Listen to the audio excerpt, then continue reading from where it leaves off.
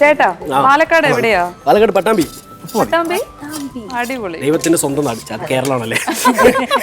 Hello, excuse me, അത് ട്രിവാൻഡ്രം കഴിഞ്ഞിട്ടേ ഉള്ളൂ അല്ലേ? അങ്ങനെയുണ്ട്. ഇത് രണ്ടിന്റെ ഇടയ്ക്ക് പെട്ടതാണ്, അതുകൊണ്ട് എനിക്കൊന്നും പറയാൻ പറ്റത്തില്ല. എനിക്കൊന്നും പറയാൻ പറ്റില്ല. ഞാൻ ഇവിടെ തിരുവനന്തപുരത്തല്ല നിൽക്കണേ. ഇവിടുന്ന് അടിയുള്ള വീട്ടിൽ. ആ ശരിയാണ്. എന്തായി ചേച്ചി? ഞാൻ സെറ്റ് കഴിഞ്ഞു. ഞങ്ങളുടെ കഴിഞ്ഞു. ഇട്ടല്ലോ. ഒരു ശകല മതി മതി. നല്ല മണം വരുന്നുണ്ട്. സന്തോഷേട്ടാ, സന്തോഷേട്ടന്റെ വീട് എവിടെയാ? ഞാൻ തിരുവനന്തപുരം. തിരുവനന്തപുരം. ഞാൻ പെടാ കൊടപ്പനക്കുന്ന്. ശരിക്കും? അയ്യടാ. ചേച്ചിയുടെയാ? ഞാൻ താമസിക്കുന്നത് പുഞ്ചക്കരി. ഓ, പുഞ്ചക്കരി കേട്ടിട്ടുണ്ടോ? പുഞ്ചക്കരി ഷാപ്പ് ഫേമസാ.